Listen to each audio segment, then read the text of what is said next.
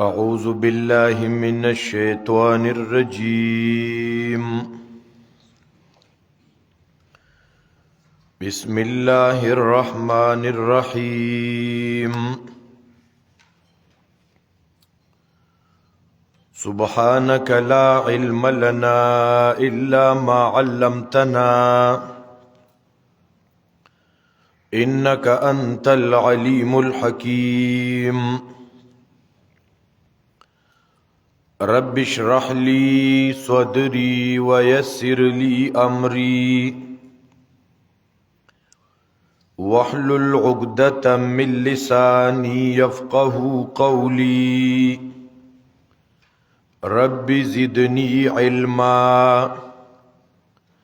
رب أدخلني مدخل صدق وأخرجني مخرج صدق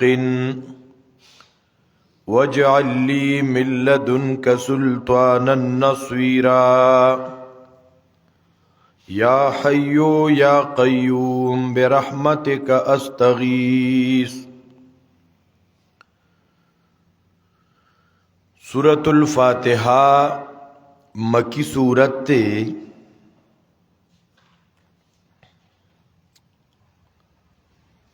په ترتیب د سورتونو کې اول نمبر دے او په نزول کې پنځم نمبر دے.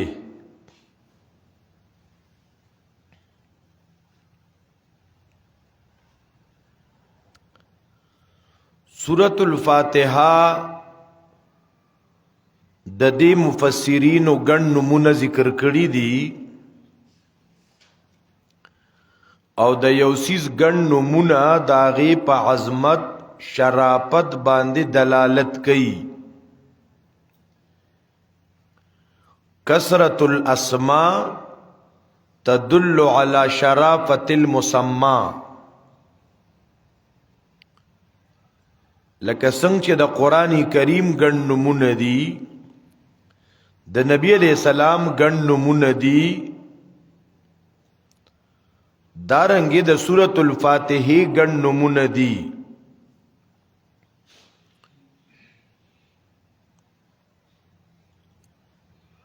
علامہ آلوسی رحمت اللہ علیہ تفسیر روح المانی کی ذکر کئی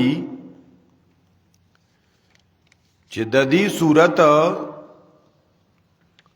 صدپا سشل نمونه دي.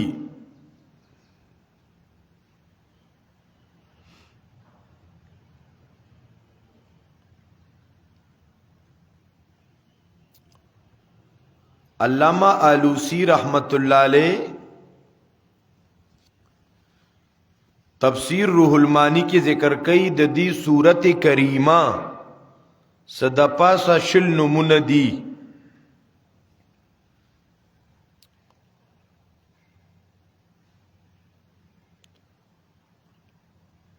دیتا سورۃ الفاتحہ موئی یو نم الفاتحہ. بیا د دې وجه د تسمیه دي چې فاتحه د فتح نه ده یا د افتتاح نه ده.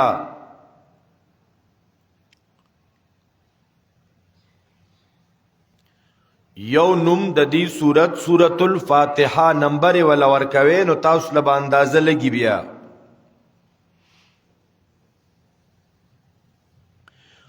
یو نم د دې فاتحه الکتاب.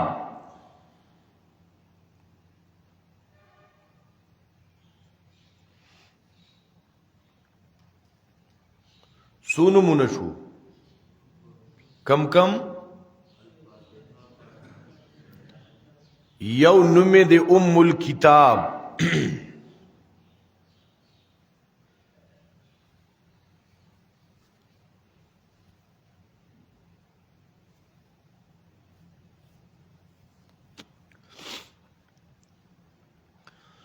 یو نم د دې د القرآن العظیم.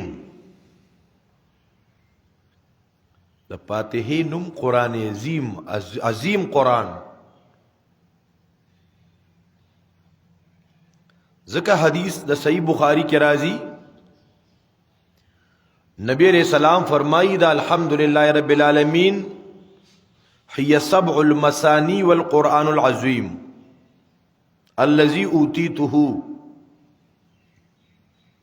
او دیتا قرآن عظیم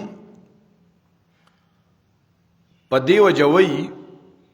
چې د قرآن کریم کوم بنیادی مضامین دی نو په دې صورت کې اجمالی ټول راجم دی نو دا تسمیت الکل باسم الجز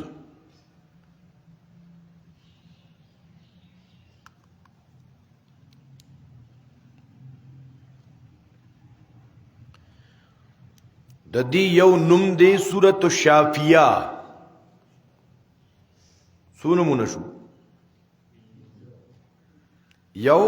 فاتحہ فاتحۃ الکتاب ام الکتاب القرآن العظیم الشافیہ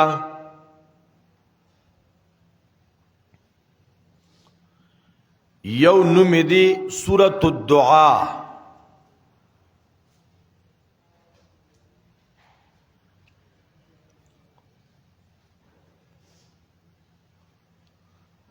یو نوم د دې صورت دی سورۃ السوال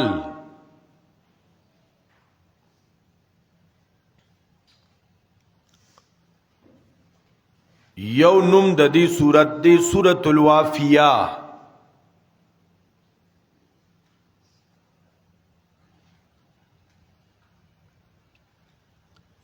یو نوم د دې صورت دی سورۃ الواقیہ واقیہ وقایہ واقیہ وقایہ حفاظت توئی کنا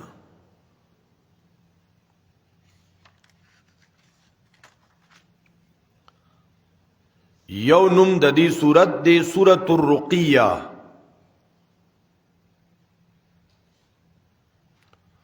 رقیہ وی لیکيږي دم تا دا د دمولو صورت ده په دې الحمد شریف باندې ځان دمو کنه دا د دم صورت دی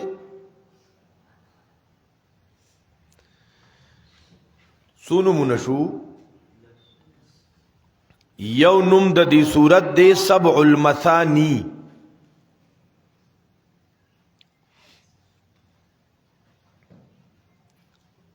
دا 7 المثانی وتولی وی 7 اوتوی المثانی چې بیا بیا لستی کیږي اعاده کیږي نو دا سورت فاتحہ مشتمل دی پا او آیتونو باندې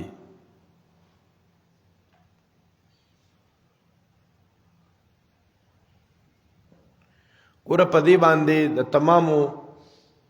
ائمو اتفاق دی چې سورت الفاتحہ دا او آیتونو باندې مشتمل ده بیا دې کې اجتهادي خبره ده احناف وی چې دا صراط والذین انعمت علیہم دقه زبان یو آیت ختم شو صراط والذین انعمت علیہم دا مستقل آیت دی شوافع وی چې نا دغه مستقل آیت نه دی بلکې دا بسم الله الرحمن الرحیم وسره یو آیت دی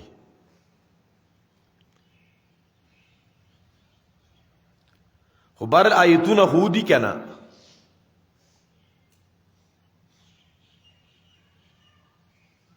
بیا د ارچا خپل دلائل دی امام ابو حنیفه رحمت الله علیه دا بسم الله د سورۃ الفاتحه نه زکه نه دا داغي جز نه دی داغي سن دا چې حدیث قدسی کې راځي قسمت الصلاة بیني و بین عبدي الله وی چې ما دا منز یعنی دا سورۃ الفاتحہ دا تقسیم کړی دا نو پای کې پکې دا نشته چې کله چا بسم الله وی نو الله وی چې زدا وې مای کې داری دا حدیث برستو ذکر کو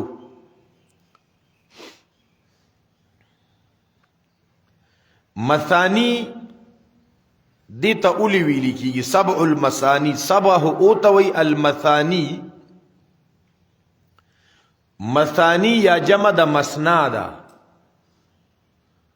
مسنا قرآن کې راغلی فانکحوا ما طاب لکم من النساء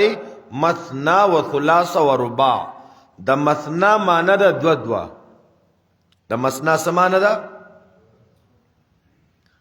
نو علامہ سیوطی رحمت اللہ علیہ الاتقان کی وئی چې دا مسانی و تزکه وی چې د دې نزول دو کارته شوی دی، دو پیری نازل شوی ده.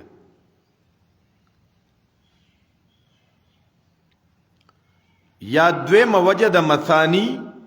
چې دا په هر رکعت کې ویل کیږي، یعنی مس کې د دې اعاده کیږي، یو رکعت کې بلکې بعضی وی دا مثانی د ثنا نه دی، پدې کې د الله ثنا بیان شوی دا. یو قول پکې دا دی چې دا مسنا د استثناء نه دی، دا سورۃ الفاتحه دی امت محمدیه تا په استثنائی توګه باندې ورکړی شوی، دا مخکې امتونو ته نه دا ورکړی شوی.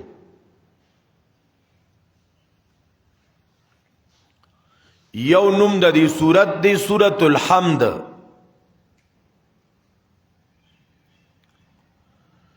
یو نوم دی سورۃ الکنز. کنز خزانی ته وي، دا د علمونو خزانه ده. یو نوم دی اساس القرآن. سو نومونه شو. یو نوم دی سورۃ الکافیہ.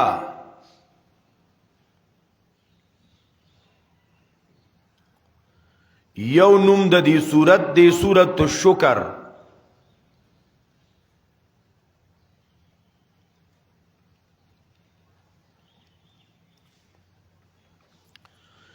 یو نوم د دې سورۃ دی سورۃ التفویض. فوض یفوض تفویض، افوض امری الی الله. تفویض معنی ځان الله ته حواله کول.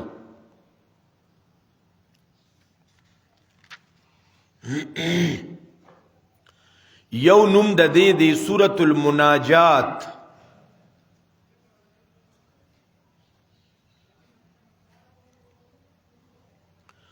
یو نوم د دې سورۃ دی اعظم السورہ.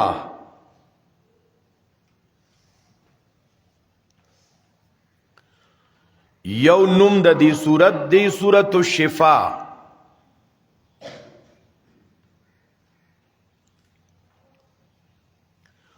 یو نوم د دې سورۃ دی سورۃ الطب.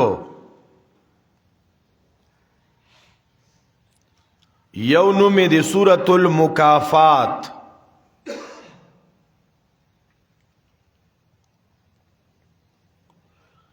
یو نوم دی افضل سورۃ القرآن.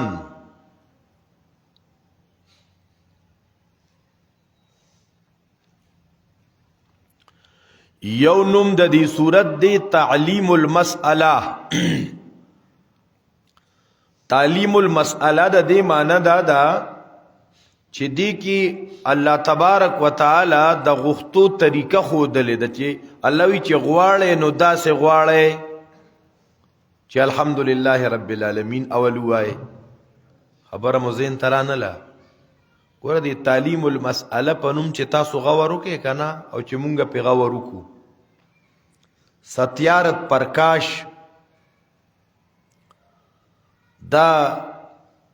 هندو د کتاب لیکلې دی، پای کې په قرآن اعتراضات دي ډېر شي. نو اول اعتراض په فاتحه کړي چې قرآن کې مونږ وایو چې الله فرمایي الحمدلله رب العالمین، الله وایي کنه الحمدلله. نو څوک په خپل صفاتونو کې چې الله د خپل ځان صفاتونو کړي. خبره مو خیال ترانه لا نو دا مونږ ته الله تعلیم را کړی، الله خپل تعریف نه کوي په خپل، مونږ ته الله دا تعلیم را کوي چې تاسو دا سوای. نو ځکه مفسرین وایي د الحمدلله نه مخکې دا قولو مقدر دی، دا اعوذ بالله نه مخکې قولو مقدر دی. قولو تاسو وای داسې چې الحمدلله رب العالمین. اعوذ بالله کې الله اکبر کبیره. دا وضاحت تیر شوی دی چې د دې نه مخکې قولو دا مقدر دی، نو دارنګه سورته فاتحه نه مخکې قولو مقدر دی. دا مونږ ته الله د غوښتو طریقه راخی چې د الله نه غواړې نو څنګه به غواړې. خو مونږ سورته فاتحه کې سوچ نه کوو. الله رب العزت مونږ ته د غوښتو چل راوښود چې ای زما بندګانو ما نه غواړې نو په کومه طریقه به غواړې او څه به غواړې. مونږه که سوال کولو یا الله یو مزیدار د تورو شیشو ښکلې کرولا د بعضې دغه شوکیره به یو درې چاته بنګله، مونږ خو به دا شیان غوښته که نه. حالانکه لکونه کروڑونه روپۍ مال به م غوښته. اوس هم ډېر خلک یې رجي دعا راته وکړي چې سم ډېر مال را سره راشي. یعنې که ځان له پریشاني سې واکې د دې مال د روپۍ تپوس به کېږي. ډېروالي د مال ته مه خوشحالېږه. ډېر خلک شته، ډېر مالونه شته، او چې د دنیا نظیر څه ته پاتې هېڅ په کار یې رانشي. نو مونږ خو به د دنیا څیزونه غوښته، بعضې خلکو به میخه غوښته، د بعضې خلکو جدا جدا شوقونه یې. نو مونږ ته د دعا طریقه نه وه معلومه، نو الله مونږ ته طریقه راوښودله چې غواړې نو په دې طریقې سره به غواړې. ګوره الحمدلله رب العالمین نن عام دنیا کې چې مثلا د چا یو 17-18 گریډ افسر ته ضرورت را پیش شو د ساين، نو دې څه کوي؟ دې لړ شي نو کاغذ ورته داسې اخوا ورولی چې دا ساين کا، اب ته خپل کار کو نه مزګار. او چې دې راشي السلام علیکم سر جی څنګه له خیر دی تاسو خیر جی ير جی پتا سو د الله احسان دی. ور تعلیم مو کړو، ځان مو کړولیو، مهنت مو کړو، شوګيري مو کړې وي، مسافرې مو کړې وي، کړهونه مو کړیو، پیسې مو لګولې وي. نو دا وګورئ نن چې تاسو په آفس کې په کرسۍ باندې ناسې، تاسو په دستخط باندې ډېر غټ کار کیږي جی. او یاره جی مونږ هغه شانتي جټ جا خلان زمیدار خلک یو، رمبي پیجنو، کوداله پیجنو، بیلچې پیجنو، پټې پیجنو، کټې پیجنو، نور د اسم نه یو. یاره جی دا یو درخواست میں روڑو کہ بدے مسائے نوک نہ بتاتا پدی کی سچو چران کی بس او کنو تراری دا دسخط کا نو سوک پا دنیا کی داسی نکی چرا دا دسخط کا نو تو دا بادشاہانو بادشاہ تے مال داو کا نہ اول دا اللہ صفتونو بیان کا حمدون اللہ لدی اولی رب العالمین دے، رحمان دے، رحیم دے، مالک دے. رب زو خستا یا واجز بندے مربا اے رب زه خو تا ته بندگی کوم، رب دا سر تا ته په خورو کې ږدم، را ټیټېږم تا ته ربا. اے رب ستا صفتونه بیانوم، ایاک نعبد و ایاک نستعین. رب هر ځای کې تا ته عاجز یم، تا را مدد کوم. اے رب یو سوال مې راوړی، درخواست مې راوړی چې رب په صراط مستقیم مې کلک کې بې ایمانه د دنیا نه لاړ نشم، د ګناهونو ډک د دنیا نه لاړ نشم. رب په سم لار مې کلک پاتې کی، غلطو خلقو ته مې وانړی، ایمان مې متذبذب نشي. دې ته وایي تعلیم المسأله. خبره ذهن ته راله که نه؟ الله الله. یو نوم یې د سورة الصلات. څو نومونه شو؟ الحمدلله. دا چې مختلف تفاسیرو کې ګوري نو چا لږ ذکر کړي، چا ډېر، نو چا دا چې ټول رایوځای شي نو دا ډېر خوند وکړي. ښه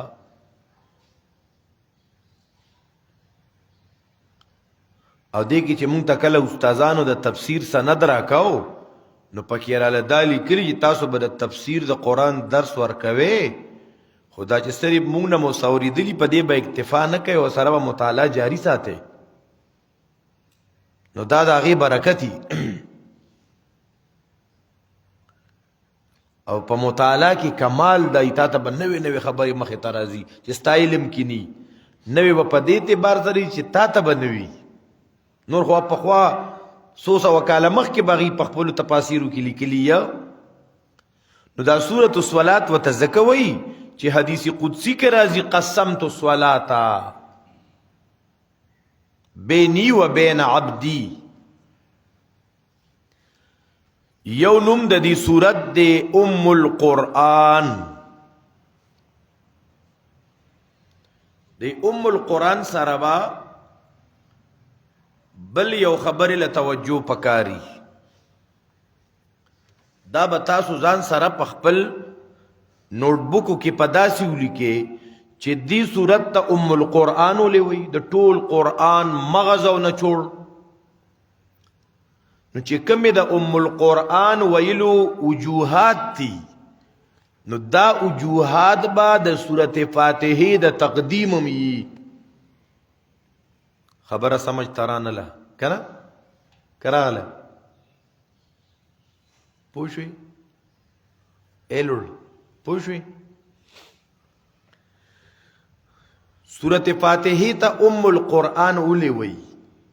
دا سورت فاتحه د قرآن د نورو سورتونو نه ولي مخکې ذکر شوی دا. اوس په دې پوښوي چې سورت فاتحه په قرآن کې ولي مخکې ذکر ده. دې ته ویل کېږي تقدیم، څه روانdeوالی. سورت کوثر به ذکر شوی اول کې، سورت العصر به ذکر شوی، اقرا باسم ربک الذی خلق هغه لومبني سورت هغه به ذکر شوی. آخر کار دا سورت الفاتحه ولی دا قرآن پاول کې ذکر شوا. یو کلی زبردست سوال دی کنه مسلمانانو دا پته نشته. مسلمانان ځان نه خبري قرآن ته نه کینی وې زه پوهیږم نه. او چې لا پوهه خلک ورته وي دي ته بالاغې کینی چې 1513 علم زده کړي. دیوی دا آخره چې 1513 علم مې زده کړي کني قرآن ته بکې نه. دا هر مسلمان ته پکارداری دا بس دکې. نو یو دا چې د سورۃ الفاتحه ته ام القرآن اولی وی، او دا سورۃ فاتحه اولی مقدم د نور سورتونو نه. نو چې کومه د ام القرآن وجې دي کنه دغه د تقدیم وجیم دي. خبره سمجھ ترانه لا چې نه پوهیږي نو تاسو کوي کنه. اصل تم وی، مغز تم وی، او مور تم وی. څه ته وی؟ مونږ وایو کنه لکه دا زموږ مادری علمی ده چې دا کوم ځای نه تربیت حاصل کړي، قرآن زده کړي، تعلیم زده کړي، هغه ادارې ته خلک سوی مادری علمی سوی وته. دا زما د علم مور دا ده. ما سٹارټ د دې ځای نه اغستی و، ما عقیده د دلته نه زده کړې وه. زه د دې ځای نه معلم شوم، زه د دې ځای نه معلمه شوم، زه د دې ځای نه د علم سٹارټ مې واغسته. نو اوس خو مې علم وکړ، نو اوس به د دې خامخا خلاف کوم. خبره مو خیال ته رانه ده. زه به اوس خامخا د خپلې مادري علمي ته خپې اړاموم که نه چې دا ترقي ونه کړي، دې ته تعداد خلک ورته رانشي، زه به ځان له ډانګوم. مادري علمي دا علم مور دا خو د عزت ځای دی. تفسیر قرطبي وایي چې دې سورۃ الفاتحه ته ام القرآن په دې وجه وایي سمیت ام القرآن. دې ته ام القرآن وایي په دې وجه لأنها اوله ومتضمنة لجميع علومه. دې کې د قرآن ټول علمونه راجمع دي. په دې سورۃ الفاتحه کې د قرآن چې کوم علمونه دي هغه په دې کې راجمع دي. وبه سمیت مکة ام القرآن. په دې وجه مکی ته ام القرآن وایي، مکی ته ام القرآن وایي لأنها اول الارض. دا په مخ د ځمکه لومبنی کلی دی، د دې نه بیا دا نور خواري شوي. حدیث پاک کې راځي چې دا الحمدلله رب العالمین ام القرآن ام الكتاب والسبع المثانی رواه الترمذی. حدیث کې سره راځي الحمدلله رب العالمین ام القرآن و ام الكتاب والسبع المثانی. الله اکبر کبیرا. سورۃ الفاتحه زکه مقدم دا په نورو سورتونو باندې قران کریم کې دو قسم علمونه دي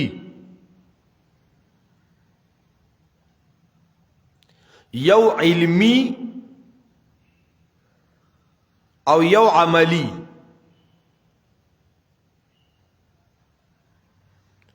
قران کریم کې دو قسم آیتونه دي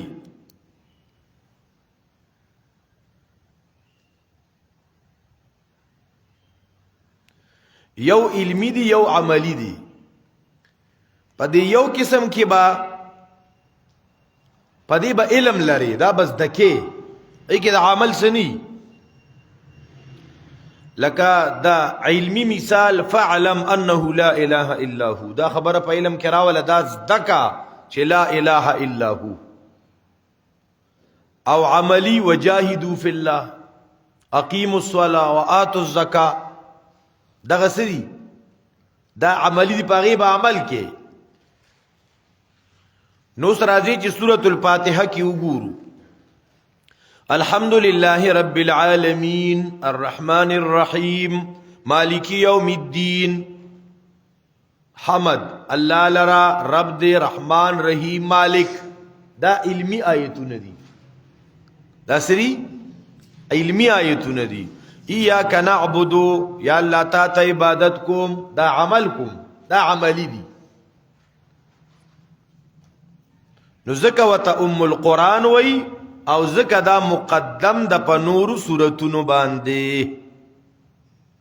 بلا وجہ دا القرآن هم او دا تقدیم هم قرآن کریم کے 3 قسم مضامین دی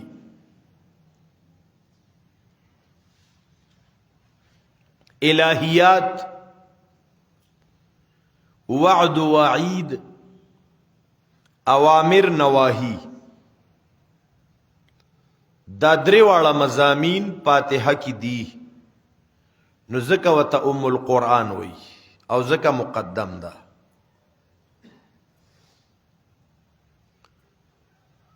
خو په دې خبره ځان پوي کې چې بعض علما وی چې قرآن کې غټ 3 مضامین دي سو کوئی سلور دي سو کوئی اته دي نو دا حصر دا استقرائی دی دا حصر دا استقرائی دی شرعی نه دی چیگینی بس دغه دی سیوا پکې نشتا دا خو ار یو مفسر په قرآن کې او تدبر کړی دی او هغه نقطې ته نه راایستی دی علامہ شبیر احمد عثمانی رحمه الله چا چې د پاکستان جنډه په اول ځل دا لګولې وا په سن 47 کې چې پاکستان آزاد شو نو هغه علامہ شبیر احمد عثمانی رحمت الله علیه هغه ذکر کوي قران کریم کې 6 اهم مضامین دي نمبر 1 توحید نمبر 2 رسالت نمبر 3 معاد نمبر 4 احکام نمبر 4 د نیکانو تذکرہ د منونکو تذکرہ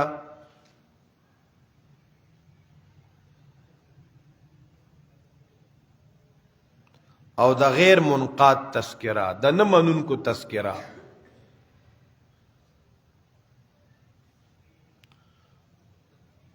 سو مضامین شو کم کم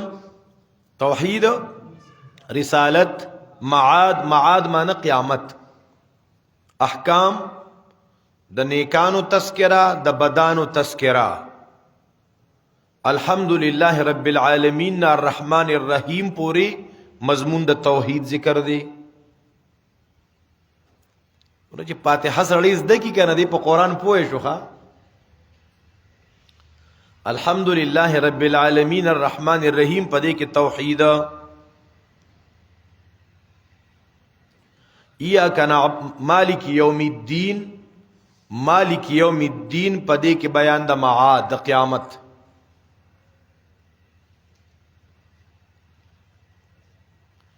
ایاک نعبد او ایاک نستعین اهدنا الصراط المستقیم دې کې احکامات انعمت علیہم چې تا په نعمت کړی دی. نو پدې کې رسالتم ذکر شو ځکه دا من انعم الله علیه من النبیین او بیا صدیقین شهدا صالحین دا پکې غمنون کې منقاد خلق شو. نو انعمت علیہم کې رسالت او د منعم علیہم تذکرہ او غیر المغضوب علیہم وللضالین کې د نه منون کو تذکرہ. نو د قرآن غشپګ واړه مضامین په فاتحه کې ذکر شو. نو ځکه وته ام القرآن وای او ځکه د نور سورتونو نه دا مقدم ده. امام غزالی رحمت الله علیه هغه ذکر کوي قرآن کریم کې 8 مضامین دي. یو ذات د رب، صفات د رب، افعال د رب، نبوت، معاد، تزکیہ، تخلیہ، احکام. امام غزالی رحمت الله علیه وی په قرآن کریم کې غټ مضامین اتری ذات د رب چې خلق د رب چې خلق ذات او پیجنی د رب چې الله څوک دی. صفات د رب او پیجنی خلق الله کم کم صفات تی. افعال د رب الله کم کم کارونه کوي. نبوت او پینزم معاد د قیامت تذکرہ. شپږم تزکیہ او تخلیہ ځان د ناکار صفاتونو نه خالی کول تخلیہ او اتم احکامات چې مونږ د فاتحه کې سوچو کو کنه نو دا اتواړه خبره فاتحه کې راجم دي. لکه وګوره الحمدللہ رب العالمین الحمدللہ نو دی للہ کے ذات دا رب شو. رب العالمین کی صفات دا رب. ایاک نعبد و ایاک نستعین اللہ د خپل بندگانو سره مدد کی دا افعال دا رب شو. مالک یوم الدین کے معاد او اهدنا الصراط المستقیم دی کی تزکیہ او دی کی تخلیہ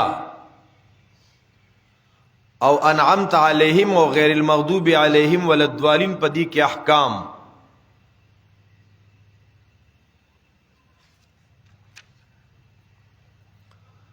تفسیر قرطبی ذکر کئی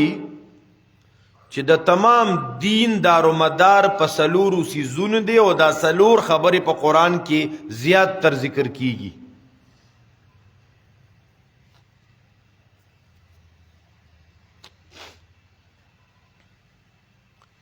یو علم الاصول،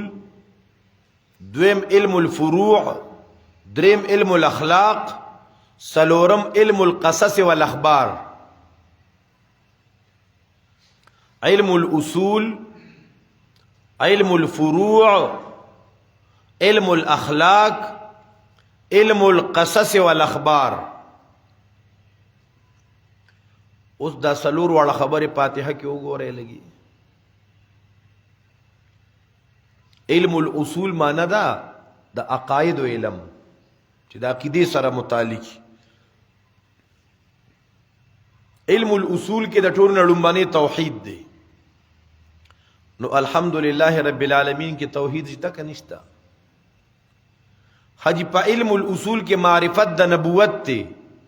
سڑے پیغمبر پیجنی پا پیغمبری ایمانی اغا پا انعمت علیہم کی ذکر دی. پا قیامت باندې عقیدہ ساتل علم الاصول دی کہ ندی. علم المعاد معرفت دا معاد نو دا دا علم الاصول سره دے تعلق دے. دا مالک یوم الدین کی ذکر دی. پا علم الفروع کے عبادات تھی نو ایاک نعبدو کی ذکر دی. او علم الاخلاق دا پیا کنستعین کی ذکر دی. علم القصص والاخبار، واقعات منعوم علیہم دائی کم واقعاتو، دا مغضوب علیہم کم واقعاتو. شیخ المشایخ حضرت مولانا حسین علی الوانی رحمت اللہ علیہ چې دام یو عظیم مفسر تیر شوی دی، ډیر خواری او محنت کړی دی.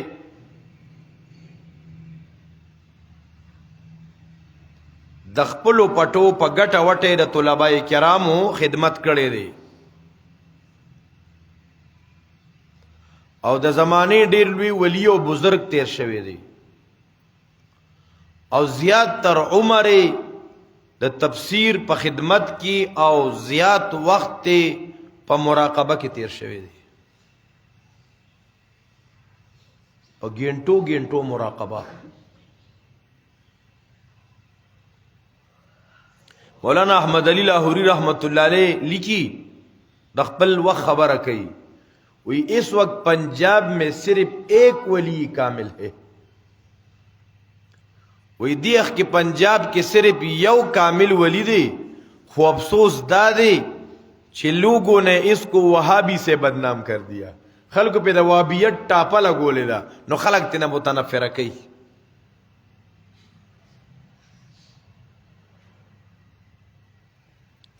پدی وجہ چې کله تحریک د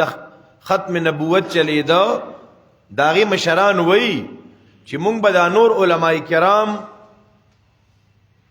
د عوامو د پاره راوسته چې عوامو ته بیانو کی. حسین علی الوانی رحمت الله علیه به مونږ صرف د علماو د پاره راوختو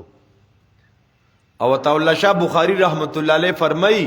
چې ما به د حسین علی الوانی رحمت الله علیه یو بیان اوریدو پاغي بیا زما د میاشتو تقریرونه کېده، داسې جامع معنی خبرې به کولی. دا غړ ډیر زیات شاګردانو مشهور پکې شیخ القرآن د پنځپیر رحمت الله علیه، شیخ القرآن د پنډې قاضی شمس الدین، سید عنایت الله شاه بخاری، مولانا امیر بندیالوی. نو حسین علی الوانی رحمت الله علیه او داغي شاګردان وی چې قرآن کریم په اعتبار د فهم سره سلوری سي دی، ټول قرآن کریم سلوری سو کې راګیر دی.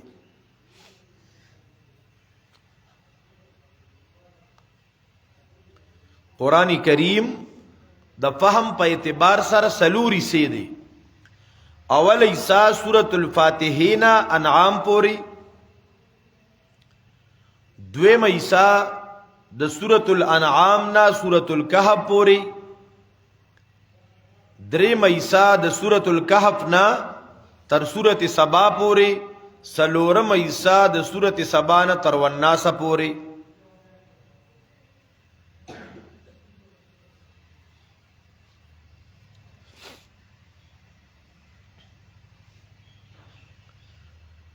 بیا د خدای شان ته ګورا چې دا هر حصہ شروع په الحمدلله سره ده، هر حصہ پس سره شروع ده. لکه تاسو ګورئ سورۃ فاتحه سلورم سپاره خاجی حواله سپاره خیال میں نو. سورۃ الفاتحه الحمدللہ رب العالمین، حمدن دی اللہ علان چه رب دا مخلوقات دے. سورت انعام گورے، سورت الانعام الحمدللہ الذی خلق السماوات والارض وجعل الظلمات والنور. حمدن دی اللہ علا آغازات لرام اسمانونه پیدا کړي، زمکه پیدا کړي، وجعل الظلمات والنور تیاری پیدا کړي، رڼا پیدا کړي. سورۃ انعام نه دوی مېسه ده نو دام په الحمدلله سره شروع. نو سورۃ الکهف وګورئ پنځمه پارا، الحمدللہ الذی انزل علی عبده الكتاب. دا درې مېسم شروع ده په الحمدلله سره. حمدونه دی الله لرا آغا ذات لرا چې نازل کړي په خپل بنده باندې کتاب، سورت سبا وګوره 22 پارا سورت احزاب پس سبا د سورت سبا نه د قران اخیری سا الحمدللہ الذی له ما فی السماوات و ما فی الارض حمدن دی الله اعلی اغه ذات لرام دغه په اختیار کې اغه سا چې پاسمانونو کې دی اغه چې پزمکه کې دی. نو قران کریم په اعتبار د فهم سره سوی سي دی سلور حصے دی. دا چې کومه اوله حصہ ده د دې مرکزی مضمون اوله حصہ کې مرکزی مضمون چې خالق د هر څه یو الله یا ایها الناس عبدوا ربکم الذی خلقکم کنتم امواتا فاحیاکم. اول حصہ کې مرکزی مضمون دا دی چې خالق د هر څه یو الله پیدا کون کې د هر څه یو الله. بیا زمونږ بعض مشایخ د دې فائدې ذکر کوي بیا د خالقیت مضمون په دې هر صورت کې راوړی. الله اکبر کبیره. دویمه حصہ چې د انعام نا کهف پورې دا دی کې مرکزی مضمون دا دی د هر څه پالنهار یو الله رب د هر څه یو الله مربی د هر څه یو الله چې رب می الله دی اے دن لپه پاک کا بخل دنا ختم شومتیا دنا ختمه رب او رازق می الله دی کنه چې رب می الله دی نغلا ولې حکم الله برکې کنا پردې پوله ولې اتراشم پردې حق ولې غیر کما دا قران سره دنه بڑ پاکي خو چې کله مونږ ته قرآنی کریم د دې اثراتو چې دا کله د انسټالیشن مونږ کیو شيخه بیا د سړینا ګناهونو طرف ته به پام نه کیږي بیا به زما رب شته کنه. دریم حصہ د سورۃ الکهف نا تر د سورۃ سبا پورې پدی کې مرکزی مضمون دا دے برکت اچون کې په هر څه کې یو الله برکت اچون کې یو الله دی. نو عقیده صفا شوا چې په هر څه کې خیر اچون کې یو الله دی. دانا چې تاسو یو نیک انسان یو 10 روپیا درکې او تیزان سره پټه ساتي وې دا به ما تا وسکړي لګوم به نه دي ته نورې پیسې راځي که تاسو خیال کړی الکه برکت چون کې د پیر سے 10 روپے دي. الله اکبر. او دا خلاصه کې دا چې د قران دا درسونه نو د منصری ابتابات طرف ته یو ناکار پیرو نو هغه خلکو په وګه ګرځاو برکت د پاره چې موږ ته برکت حاصل شي او بیا به ډیر برکت کله حاصلو چې هغه ته واړه بولې ورغې نو نور خلک به ډیر شي راتاو شو چې موږ باندې لګي لګي میچازي ولګي د پیر صاحب چې برکت راته ډیر شي او لوی بول بم خلکو پزان مگل داغ دا سونه کفریات شرکیاتو اهل علم خاموش دے رد دے نوی چې په هر څه کې برکت اچون کی او الله دے دا خو مونږ په مانځ کې مو تبارک اسمک برکتونو والستانم دے ربا. شیخ القرآن د پنځپیر ته بدوګان نه کو یار دا خو باغ سړی ډیر احسان فراموشي چې تا د کم زینه تا ته صحیح روح ملو شوی دی تاغي ته نه دعا کې نه دای تذکرہ کې. بعض خلک تاسو په کې شیخ القرآن او شیخ القرآن او استاد دا یاد ساتي تفسیر قرطبی لیکلی دی من برکت العلم د علم برکت پدی کې دی چې تا د کم زینه کم سیس د کړي چې هغه ته دای نسبت شي تر به علم کې برکتی پدې ست علم کې کمی نه راځي ښا دی وی چې خلک ادم ته د استاد نه وي او ته پکې خپل سو وایا کنه نجی نه تا چې د چانس دکړه کړي دا غي نسبت اغي تکوا دې سره بس علم کې برکت راځي. نو شیخ القرآن رحمت الله علیه ته د انسان اصل دعاګانې غوړي سړی سوچ کوي ځکه چې غیر چابیر قبر پرستی وا رسمونه رواجونه پیغامونو کې بدعات دارنګ دا غون ملک پتیارو کې یو تور صادر را خورو چا الله نه پیجند چا به بچی نو نو کله پیر بابا تزا پچانه نکې نو دارنګ تور ډیری بابا تزا کده چا به نور سبا بدن کې دردونو نو په بو بابا تزا که پسترګو به تکلیفو نظر بستان بابا تزا دارنګ نظرانه منخت نو پیر بابا تزا دا په دې مخلوق کې دا یو تور صادر د دې شرکیات او راخورو مدارس او علما او شيوخ الحديث او متممین او خو بیا هم دا شرک او بدعت په دنیا کې خورو شول قرآن چراغ هم دې ته کار وي نو درې مېسه کې مضمون دا دی مبارک پی کل شین هو الله سلورم حصہ د سورت سبانه تر اخره پورې پدې کې مرکزی مضمون دا بیانېږي چې قیامت حق دی قیامت حق او سچ دی او بل د قیامت په ورځ د الله رب العزت نسوک خلاصول نشي کولی الله د چانه مجبور نه دی دې ته ویل کېږي نفي د شفاعت قهري دا بیا بیا راځي نو بعضې ملګري یې وي چې دا شفاعت قهري پکې صحیح نو دا چې یو پیره یاد کې نو چې بیا دل دې آیت کې نفي د شفاعت قهري ده یعنی الله له چانه مجبور نه دی په الله د چاوس نه رسی نو دا مضامین په ټول قرآن کې ذکر دي اوس راځي سورۃ الفاتحه کې ګورو الله اکبر کبیره دا د ټول قرآن اهم داوی دی دا راجم دی په سورۃ الفاتحه کې لفظ الله کی اشاره د خالقیت د الله تا الحمدللہ حمدنا الله لدی خالق دی کنا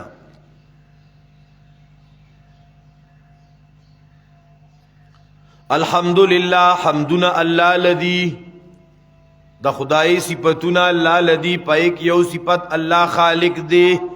نو رب العالمین نو دوی مېسه کې مضمون دا او چې دار سم ربی الله هغه ذکر دی پر رب العالمین کې نو درې مضمون دا او پارس کې برکت چون کې الله نو الرحمن الرحیم کې دا مضمون ذکر دی رحم والا دی کنه برکت دهنده دی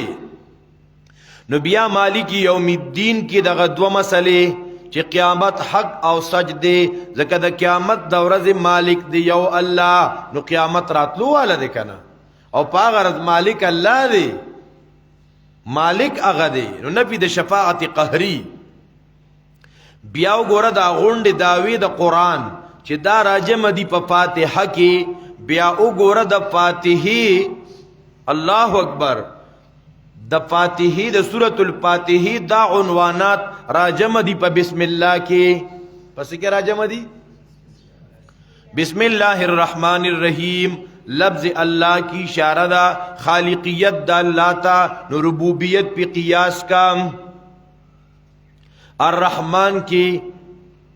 اشارہ دا برکت چون کی اللہ دے نو معاد پی قیاس کا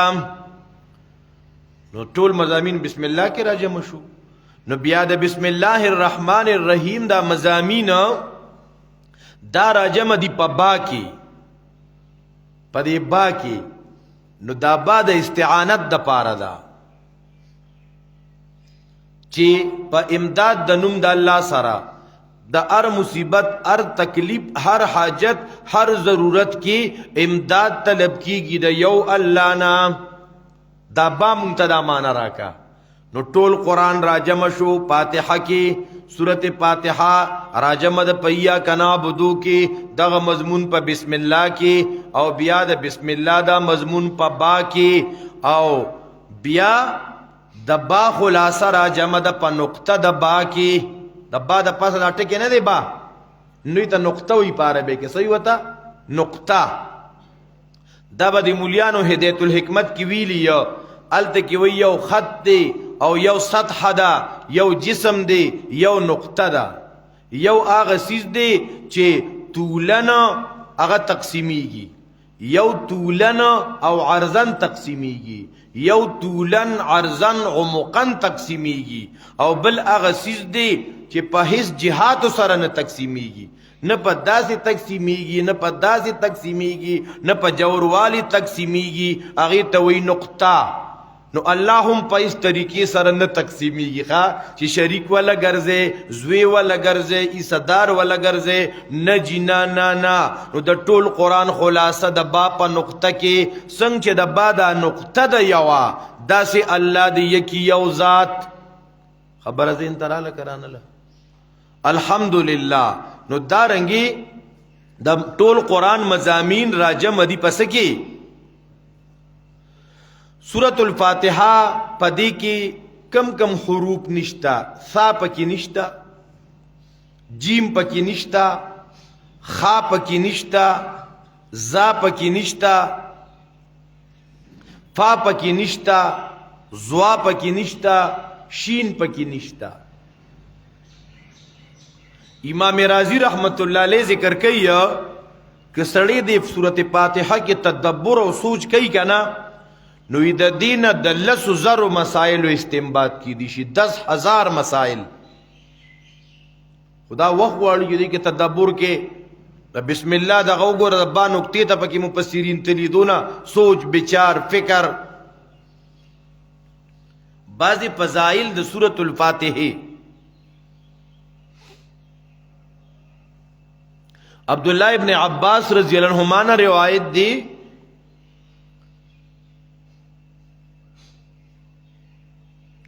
چې موږ د نبی علیہ السلام سره ناستو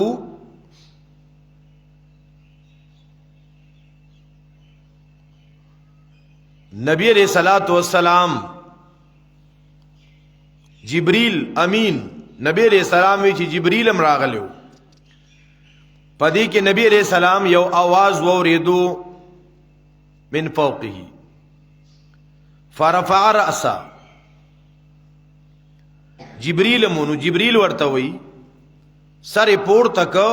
وی هاذا باب من السماء د اسمان یو دروازه کو لو شو دا داغي आवाज دی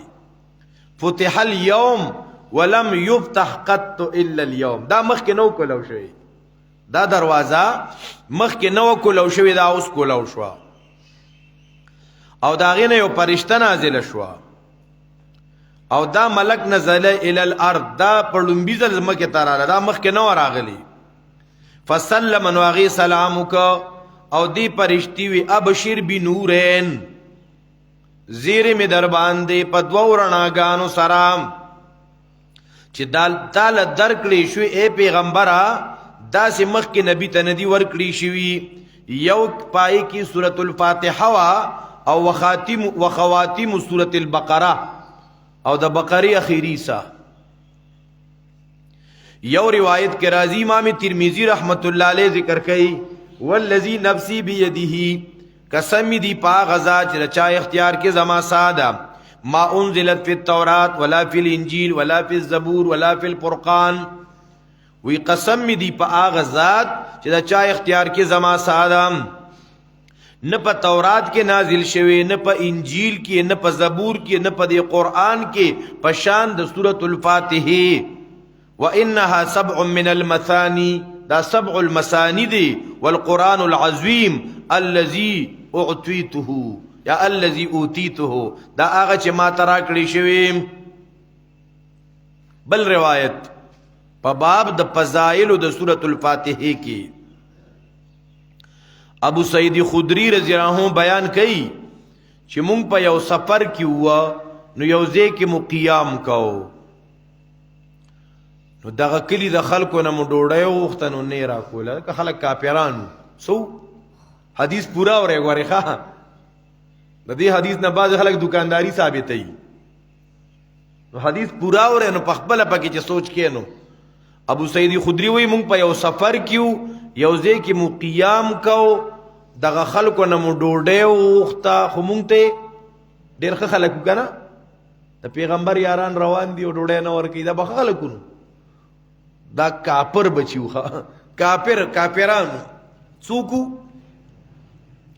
په دې کې یو ماشومه راله وی ای زمونږ د قبیلې سردار لړم ټک ورک نو تاسو کې څوک شته چې څه دم ممی کی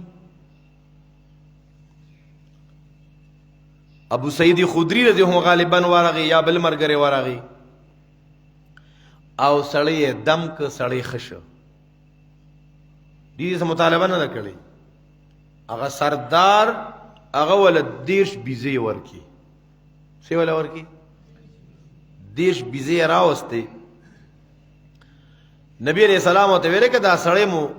څنګه دم ک پسمو دم ک وته وی جی دامو په سورۃ الفاتحه دم کدا په یو سو پیری وی شپ می په کو سړی ټیک شو یار او دا قران کمال دی نو ګوره کافرم د مول شي هغه د بدن تکلیف را تکلیف دی ورته بیا نبی علیہ السلام ته لکه دا بيزيري په مرګروم تقسیم کو زموږ حساب پکې موکا نو دین بیا خلق په دې دمونو د دکانداری ثابتې چې بس بناسته مو شپ کومو 2000 را کو 3000 علاج کومو پیریانو باسمو کتا دم واچو چا در خپلې نه سر درک او بعض خلکو دې تم دکانداری سالو نو که سوس مو کیږي نو څنګه سالونا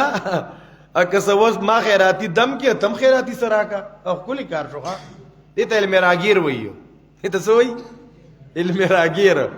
سالونا خو ما خیراتی دم کې او الله د رضا لپاره تم کده الله د رضا لپاره څور کې نو خیر دی دې غریب پزان پوي ني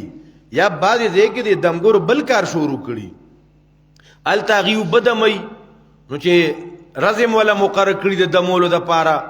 نو تب ځان سره یو بوړی شي نو التکی خانه د کپنو بلاشه تیار خالی بوتل وروړلی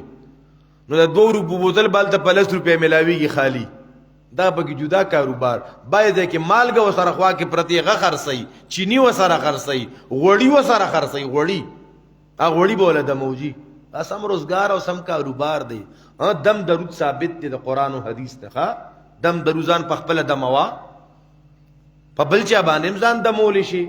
خدا نه په صوبه مې دمه او دې کې سونه پیسې لی او دا خزه مزي ټوله پاکي کې خدا پیسو نه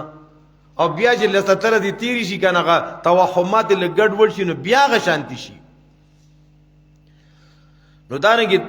دغه صحابي ابو سعید خدری او پر روایت کې راځي او ګوره په سورته فاتحه باندې دم کو سړی خشو دې سورته الفاتحه کې دونه کمال دی بل حدیث کے راضی ابو سعید ابن المعلا رضی اللہ عنہ اگر نبی علیہ السلام آواز کو اپا مانزه کیو بیا راغی نبی علیہ السلام او تویز بتاته د جمعات د وتو نمخ کې د قران یو عظیم صورت خیم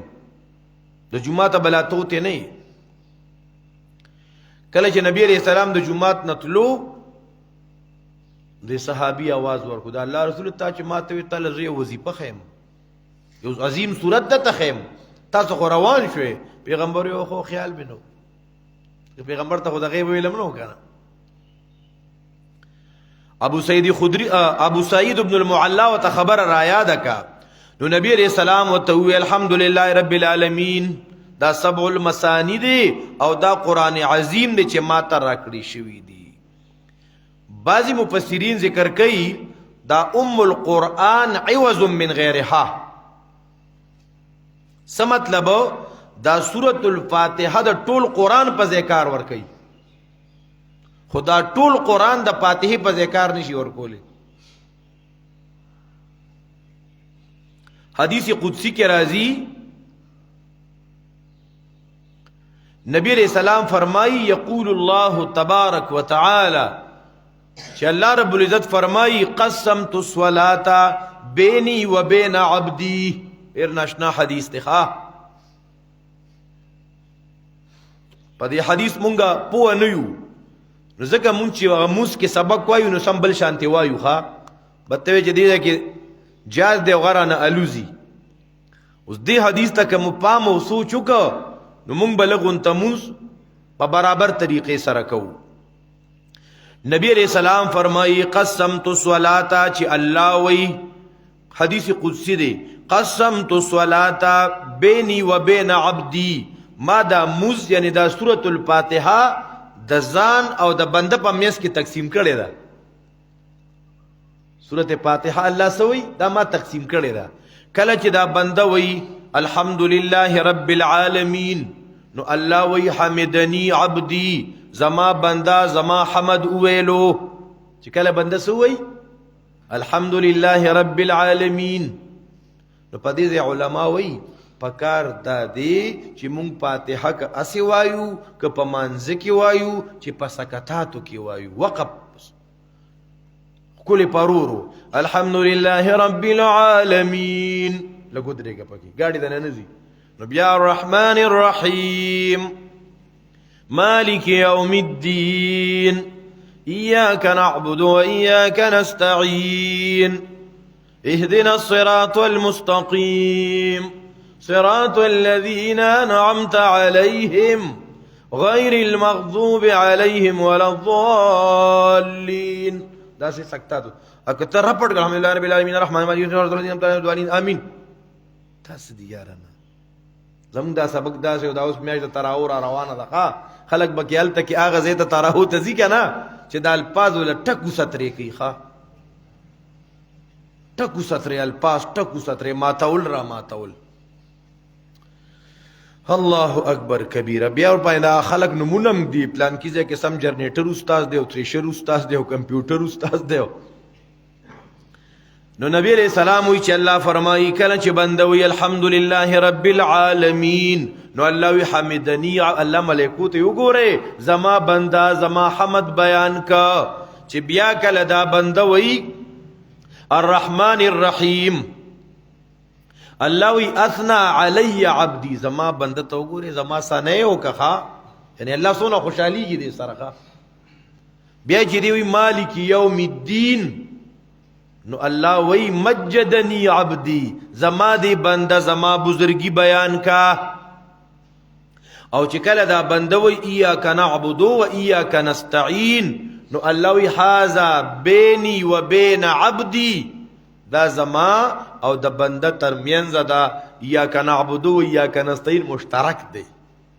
دا زما او د بنده لپاره مشترک دی ولعبدی ما سألا او زما دا بنده چې څو غواړي نو زغه تور کوم نو دی ور پسې وې د الصراط المستقیم دا سوال قبليږي خو موږ ته خدا پته نه چې ماته د اړې جملې الله جواب راکړي نو موږ هم په سپه یو صاحب باندې ولم د رب العالمین چې څوک پیډو پوي نشي کنه الله وی ولعبدی ما سأل دی ور پسې وې د الصراط المستقیم تفسیر ابن کثیر ذکر کوي چې په دې صورت کې یو دوه کلمې دي چې د ټولو علمونو رجع اغه تکیږي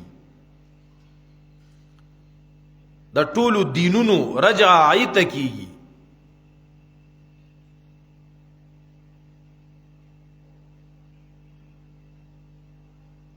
چې ایاک نعبد و ایاک نستعین دی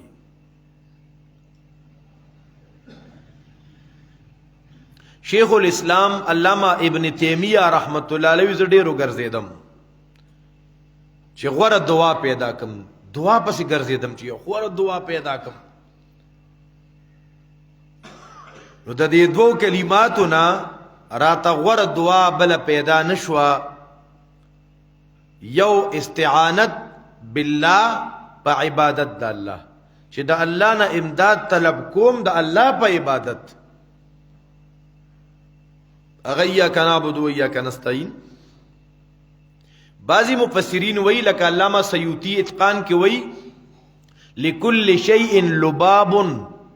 د هر چیز یو مغز دی یو خلاصې ده ولباب القرآن الحوامیم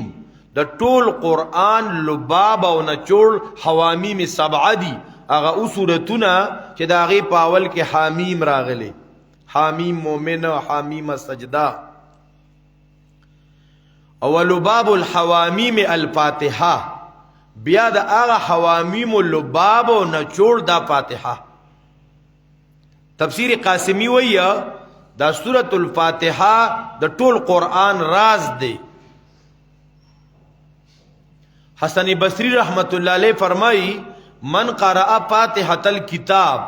چا چې دا سورۃ الفاتحه ولستکنه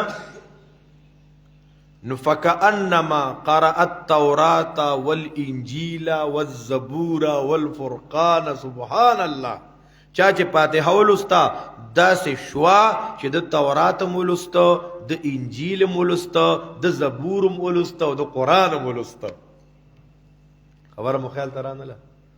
خو د دې مطلب به دا نه چې فاتحه به لولما نور تلاوت به نه زده کوم او نه به یې کومه. نه، د قرآن نور تلاوت نور زده کول دا د قرآن حق دی. خبره سمجھ؟ دغه اضافي انعام دی،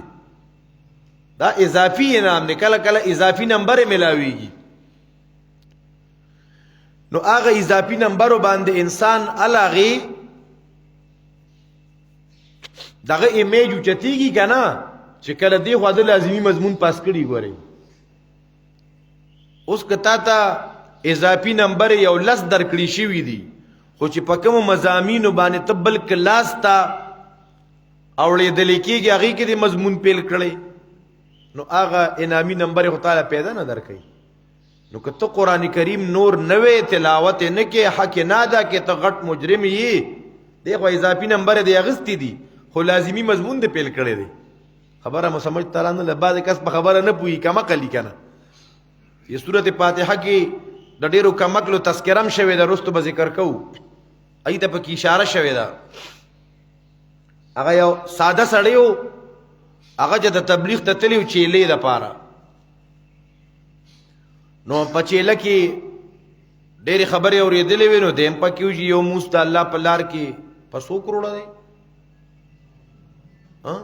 50 نه 49 کروڑه، یو موس په 49 کروڑ دی.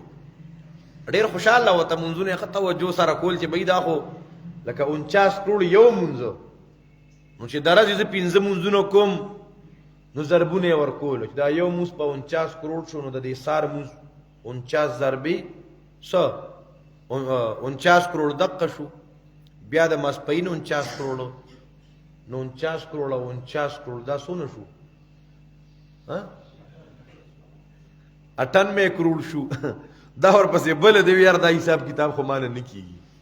بهرحال چې لې پوره شوه، وطن ته راغی. وطن ته راغی نو یو سوره دی خو ښکلې ښه ګیره میره مالش کوه، مسواک جیب کې ږده او ښکلې سترګې توروه، بډې وخاو جومات ته ملګرو ته مو وایي راځئ او تعلیم دی او راځئ شور شرغب شپې جمعې ته ملګرو پسې ورونه ړووه، راځئ چې ځو هلکه. یو میاشت نیمه ښه سور کې تعلیم به م کوو، ګشت به م کوو. چې یو میاشت تېره شوه نو ورو ورو شپې جمعې ته نه تلو، نو بیا ورو ورو هغه تعلیم هم پرېښودو، نو ګشت هم پرېښودو، نو حتی چې منځونه هم پرېښودو، بیا جومات ته هم نه تلو. هر یو کار سلو اینډ سټډي وینز د ریس. بیا وخت پکې تیر شو، سړی د جومات نه بالکل کټاره دی. جومات والا ملګري راغی، نوي جومات راغی د مرکز نه. نو تبلیغ والا ملګرو کې ډېر کمالات دي. یو پکې دا زبردست کمال یي که نه، که د یو سړي 20 کاله مخکې چې لا او سیروزه لګېدلي او بیا له دې کار نه وتیمي که نه، وایي دا پرانا ساتي دی. څه دی؟ پرانا ساتي دی. دا زموږ زوړ ملګری دی. ګوره د ملګرتیا یې نه وباسي ښه. او بعضې خلک چې لږ په کڼاوه کې کوږ شي که نه، نو په جوتو خپو د للتې درکېږي، ځه رک شه. دا د تبلیغ والا کمال دی. هغه مرګري ته بیا هم خپل مرګري وایي. او بعضې خلک یي دا مونږه لر کړی دی، دا مونږه ایستی دی، دا مونږ سره نه دی، لکه مسلمان نه دی یاره. عجیبه کیسه کې ښه. نو جومات والا ملګرو لیست تیار کړه چې دلته پرانا ساتیان کم ځای کې دي. چا ورته ډغه ملګری خو اوس غریب ډېر ګډوډ دی، دی ورپسې لاړه. ورته ویې ګوره په تا الله احسان کړی، ته خو زمونږ زوړ ملګری او زمونږ استاد یې، او تا نه الله دونه خیر خور کړی او تا چله لګولې وه. هغه ورته ما ته کیسې مه کوې، ستا دا ټولې خبرې ما ته معلومې دي، ما باندې محنت مه کوې. ګوره ما دا اورېدلي چې الله په لار کې د یو مونځ وکړو، هغه په څو دی؟ په 49 کروڑ. نو ما 40 ورځې مونځونه کړي، نو 40 ته په 5 کې ضرب ورکا، نو 5 صفر صفر او 5 چارې، نو بیا دغه ته په 49 کروڑ کې ضرب ورکا، نو کمپیوټر حساب کتاب نشي ګوري. ما پختې مونځونه ورړولي، زاړو نور مونځونه کوم. نو د دې مطلب بدانی زو فاتحه وایم او بس دا غو د تورات او د انجیل او د زبور او د قران دغه عمر ثوابونه دی پکې کنه. دا فضایل د سورۃ الفاتحه، حاصل د سورۃ الفاتحه. د فاتحه حاصل مختلف مشایخ مختلف طریقو سره ذکر کوي. یو دا چې سورۃ الفاتحه کې د معرفت د باری تعالی 15 اقسام دي. ما تخپل په دې غون دورې تفسیر کې د سورۃ فاتحه دا ویل دا ډېر زیات مشکلی دا ټول قران خلاصه ده چې سړی داسې مانو سره وای بس او کیسه ختمه نو سړی ور باندې سود نکیږي. ښا سورۃ الفاتحه کې د معرفت د باری تعالی 15 اقسام دي. یو پکې معرفت د ذات د باری تعالی دی چې د الله ذات پیژندی شي. دوی معرفت د صفاتو د باری تعالی. دریم معرفت د حقوق د باری تعالی. سلورم پیجنګلو د آغا لارو چې خلق په الله ترسي. معرفت الطرق الموصل الى الله او معرفت اهل الطريق چې په دغه لار باندې سوق روان دي دا غي پیجنګلو د پکې. په سورۃ الفاتحه کې د توحید د باری تعالی 15 اقسام. بسم الله کې د توحید 3 اقسام. سورۃ فاتحه کې د توحید 15 اقسام دي. یو توحید په ذات، یو توحید په ربوبیت، دریم توحید په الوهیت، سلورم توحید په الاسماء والصفات، پنځم توحید په الحکم والتشریع.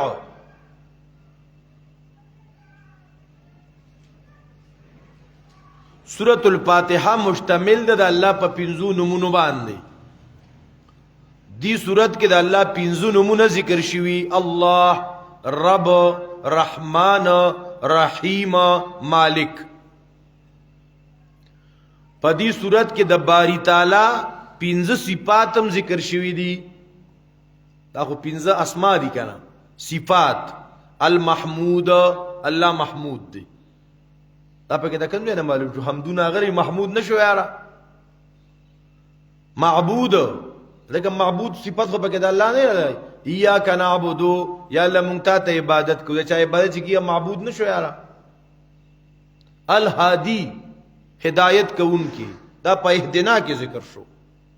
المستعان، دا کوم ځای ذکر شو؟ یا کنستعين کی. المنعم،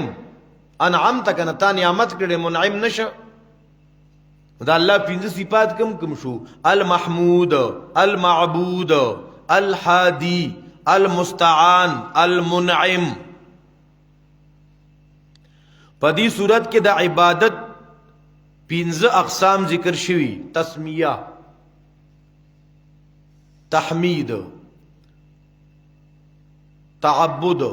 استعانت او دعا.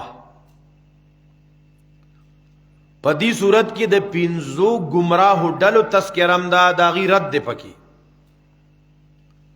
د 15 گمراه ډلو تردید دی. پکې د مشرکانو، د قدریو، د جبریو، د مرجئو، د روافضو وسره نوري 15 فرقې دا غی ردم دی. منکرین رسالت، منکرین قیامت، جهمیه چې دا د منکرین د صفاتو د باری تعالی دي. جهمیه هغه خلق دي چې د الله صفات نه مني. نو دې کې خدای الله صفات الله له ثابت شي وی کنه. او اهل بدعت،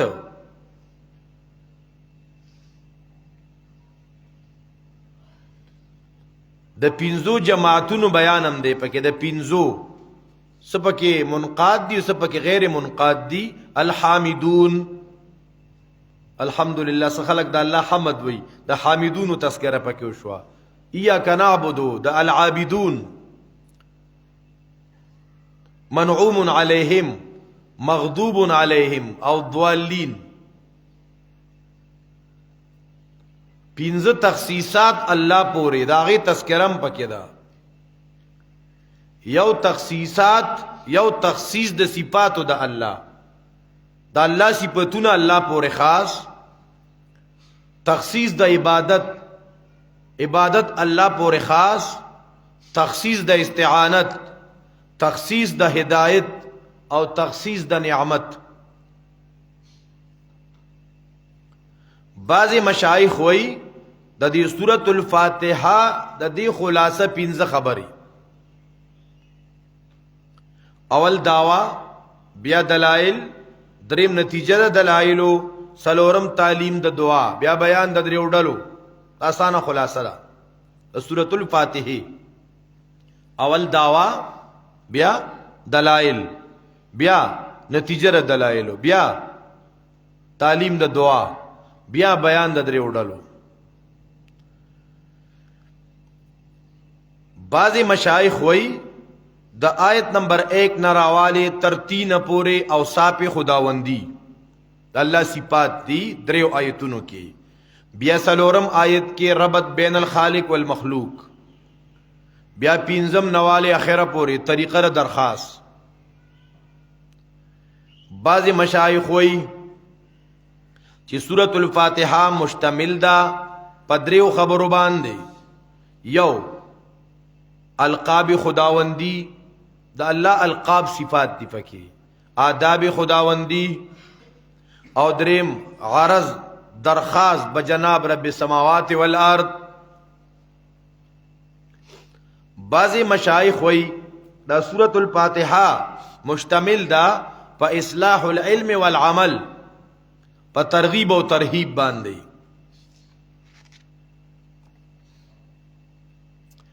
بعضی مشایخ وای خلاصه سورۃ الفاتحه چې په سلیم الفطرت انسان کې د شکر جذبه را پیدا کړي سورۃ الفاتحه په سلیم الفطرت انسان کې چې دا سړی روغ دی ګډ وډ نه دی لیونی نه دی کمکل نه دی نو په دغه انسان کې د شکر جذبه را پیدا کړي بیا په شکر گزارې باندې هغه جذبه د استقامت را پیدا کړي او بیا د شکر د زیاتوالی داغی د طلب جذبه را پیدا کړي تولید جذبه الشکر فی الانسان السلیم الفطره ثم جذبه الاستعانه علی الشکر ثم طلب الزیاده منه د سورۃ الفاتحه د آیتونو په خپل میس کې ربط سورۃ الفاتحه د آیتونو په خپل میس کې ربط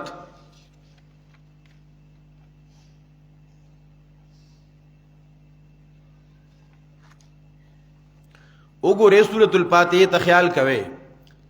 حمدنا الله لدی الحمدلله حمدنا چا لدی خاص الله لولی زکا رب العالمین تمام عالمین رب دې کنه زکا حمدنا غته وېما اگر رحمان دې نو زکا ولا حمدنا وېما اگر رحیم دې نو زکا ولا حمدنا وېما دی صفاتونو والا ذات کا رضا کې کوم صفاتونو والا چې رب دې رحمان دې رحیم دې مالک دې کدی رضا کې عبادت کوا او ارس کی را مدد کوا ایاک نعبد و ایاک نستعین الکه عبادت بسنګ کې اهدنا الصراط المستقیم کدا دی وک کنا سترګې بده رڼا شي خو خراب بو پیجنی خ اهل حق او اهل باطل بو پیجنی انعمت علیہم او مغضوب علیہم او دوالین بو پیجنی بل ربط الحمدللہ کی توحید بالالوحیت بیا رب العالمین کی توحید پر ربوبیت الرحمن الرحیم کی توحید پر الاسماء والصفات اول عقیدہ سمشوا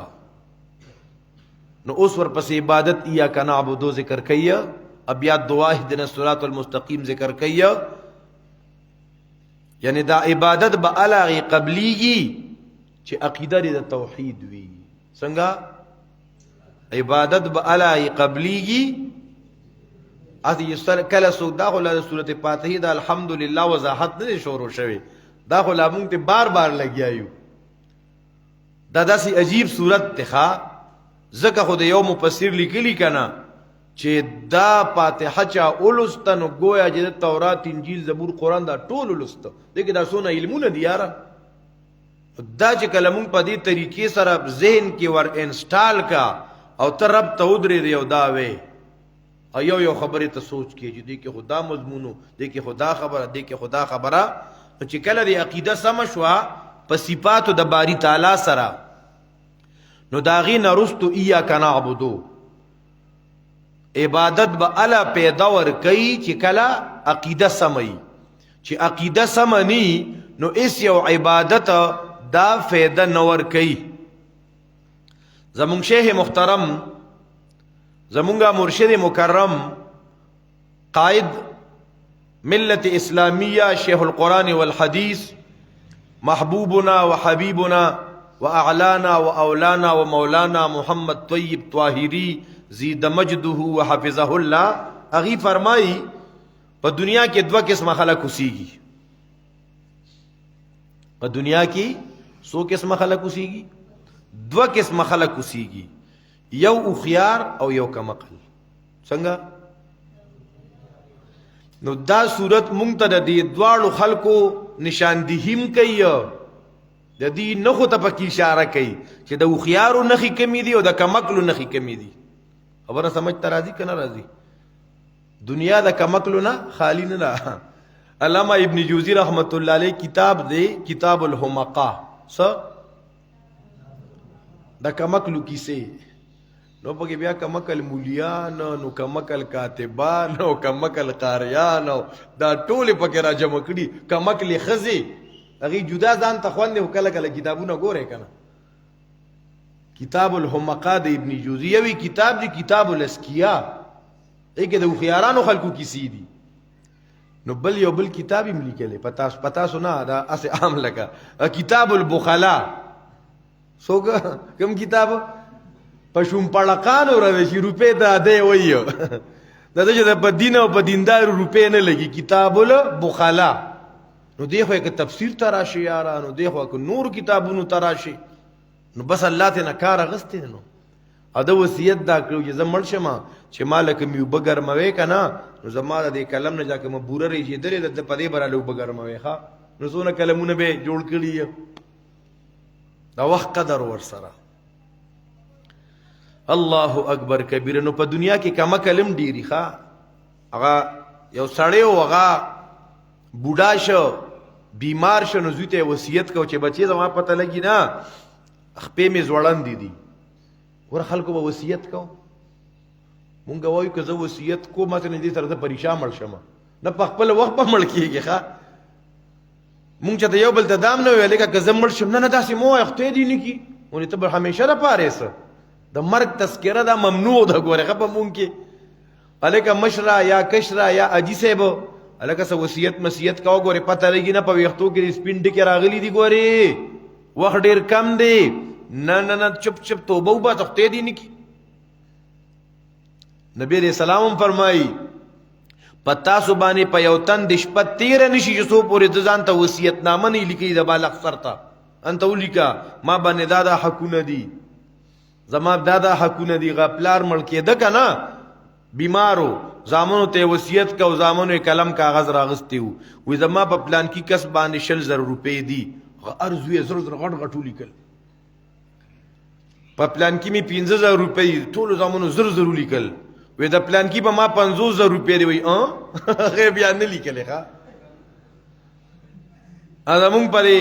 ادګاګانو کې اعلان کې دا اعلان ختم کې دا مکوي ایماندارو کې په دله چا سينو بیا پسماندګانو سره ملاو شي که یو اسې ظالم غونتړای چې ما په 2 لک روپے دی نو بیا به سره سکے به ته ورکه چې څوک د الله نه یریږي پچا چې پردي حق یې هغه حواله کوي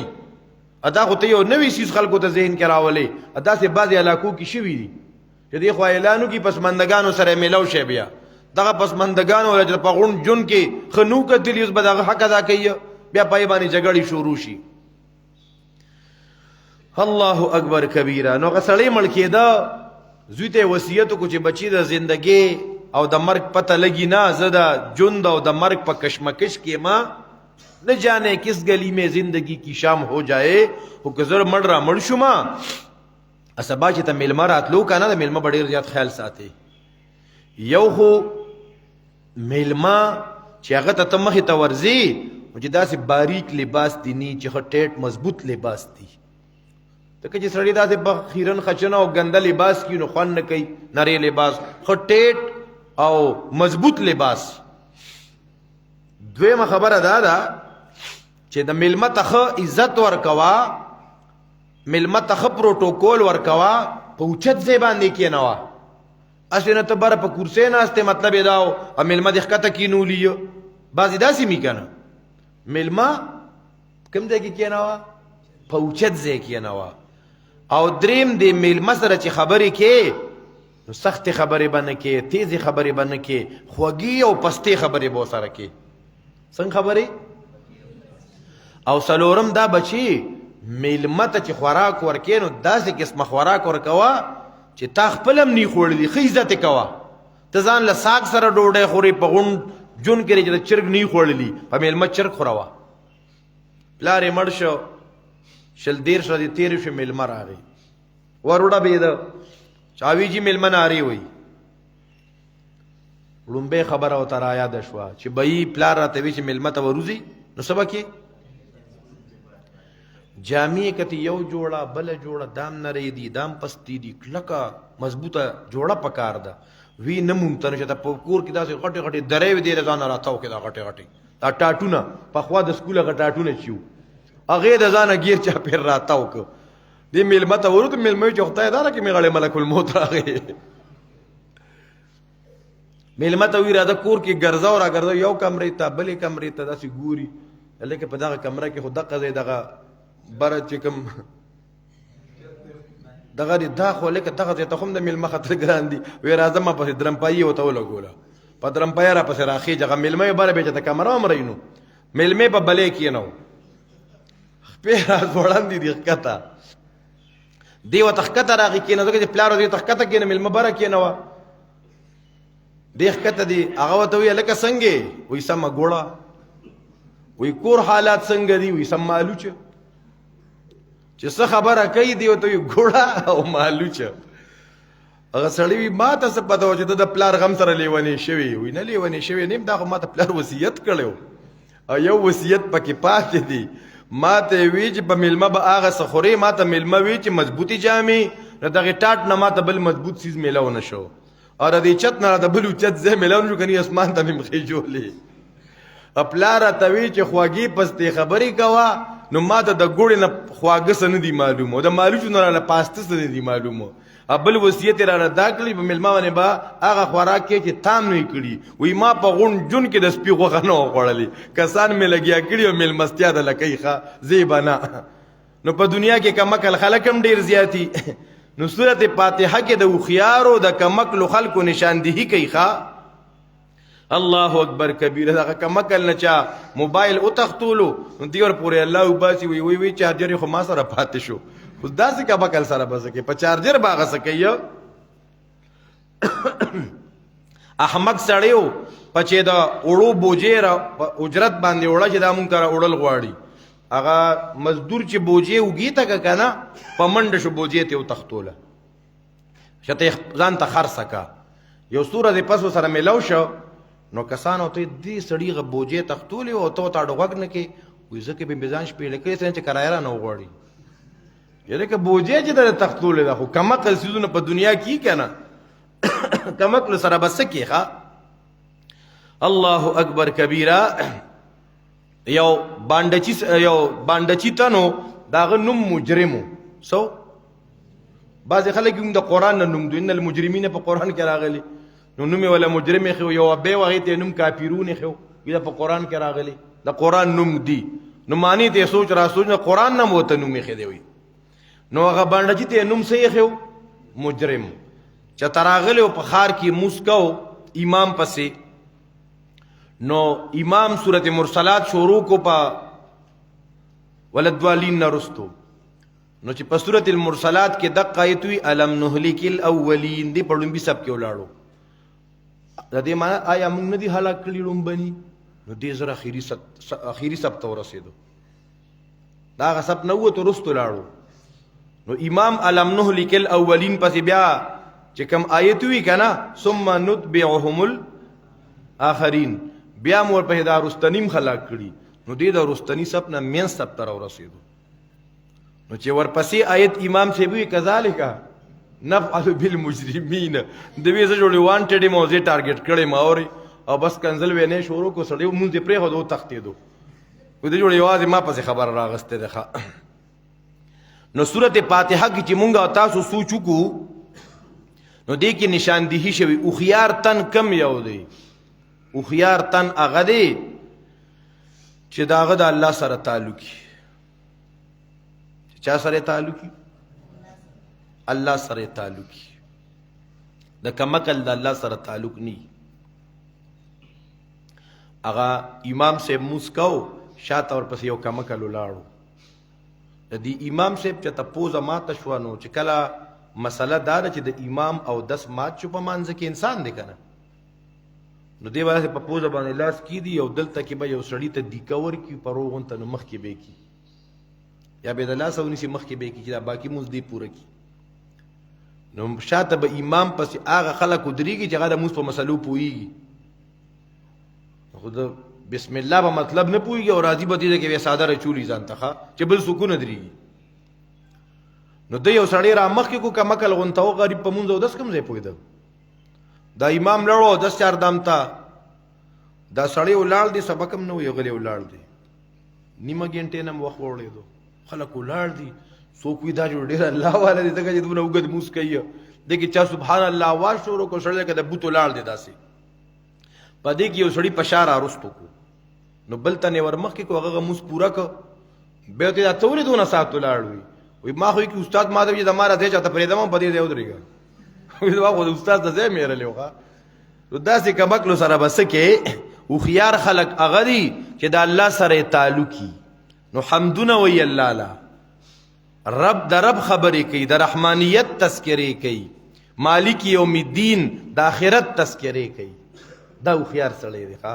د فاتحه کې نشان دی راکا کنه چې ځان او خيار جوړ کا رب سره تعلق برابر ساته یو نخدا او خيار سړی دا دویم او خيار سړی دغه به تواضع ډېر زیاته عاجزي او خيار سړی کې بسې تواضع عاجزي دې ته اشاره شوی په یا کنا عبد و یا کنا نستعين کې زه غزان ته د الله بنده د الله بندگی کوما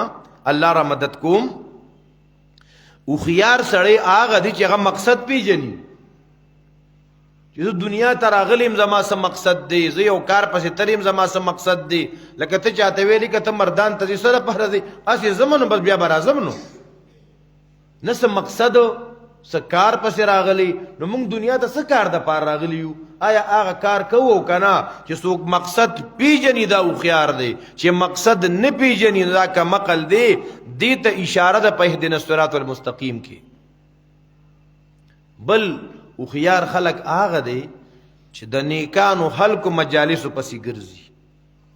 د صالحینو مجالس پسې ګرځي د علماو مجالس پسې ګرځي دا د او خيارو نه خدا دې ته اشاره ده الذين انعمت عليهم کی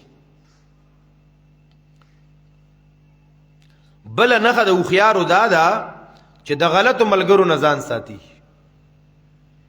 د غلطو ملګرو نه چې تا ته عمل خرابوي ستا اخلاق ګنده کوي تا په نسوارو راړي تا په چرسو راړي تا په پوډرو راړي تا په لوپرو راړي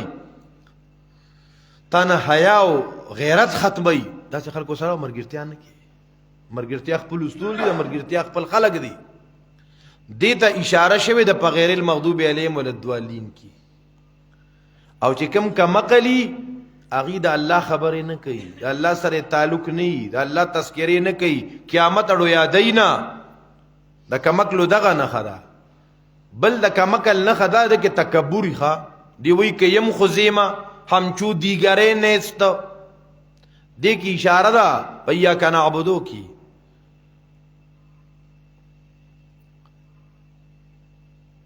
چې کمقل سړی د کې تکبوري په خپل پیسې غاویری په حسن غاویری په ځواني غاویری په مال جیداد غاویری کمکل آغا دی مقصد نه پیجنی، کمکل آغا دی چې د نیکانو صالحانو د مجالسو نه لری لری ګرځي، لوپرانو سره، بدماشانو سره، چرسیانو سره، بے حیا خلقو سره. الحمدللہ، الحمدللہ حمدنا اللہ لدی، للہ کی دا لام جارا دا دا پارا دا اختصاص تی. نو دا دی معنی دا دا الحمدللہ دا الف لام عہدی دی. الحمدللہ ټول صفاتونه د خدای توب څنګه لله خاص الله لدی، او په دې صفاتونو کې د الله سره څوک شریک نشتا، نه نوري مخلوق، نه ناری مخلوق، او نه خاکی مخلوق. دا دعوه د صورت دا الحمدللہ. بیا الف لام کې لږ وضاحت دی، حمد کې وضاحت دی. انشاءاللہ سبانی درس کې اوس به دا درس لږ لږ زیاتیږم او سورۃ الفاتحه دا شروع شوې ده. نو ملګری کوشش دا کوي چې خپل کارونه روان دي رستو کوي او دې کې حاضری کوي. الله دې موږ او تاسو د قرآن علم را نصیب کړي. اللهم صل علی سیدنا محمد وعلى آل سیدنا وبارک وسلم. یا حی یا قیوم برحمتک استغیث، یا حی یا قیوم برحمتک استغیث، یا حی یا قیوم برحمتک استغیث. اے رب ذوالجلال زمون دا درس په خپل دربار عالیه کې قبول او منظور کې. یا الله ته په زمون راضی شي، زمون د قرآن سره مینه پیدا کی. رب زمون د خپل حبیب سره مینه پیدا کی. رب دا سونه ملګری د لری او د نږدې ناراضی نارینه او زنانه جوړې د خیر ډکه کې، مشکلات احسان کی، پریشانې ختم کی. د قرآن برکتونه، د قرآن انوارات، د قرآن ثمرات، د دې برکات ورته نصیب کی. رب مونږ ته تر اخره پورې د قرآن د درس آسان کی. مونږ له پکې په میاس کې اس قسمه رکاوټ مه راولې. رب په تمام دنیا کې کم ځای کې د قرآن درسونه شروع دي، ای رب په خیر او عافیت سره فای تکمیل تورسه، د ډیرو برکتونو، د ډیرو انقلاباتو خیریه سره. ای رب ذوالجلال ته زمون راضی شي. رب مونږ د قرآن نه موجوده کې، زمون د قرآن سره دوستی او یاری مضبوطه کې برحمتک یا ارحم الراحمین.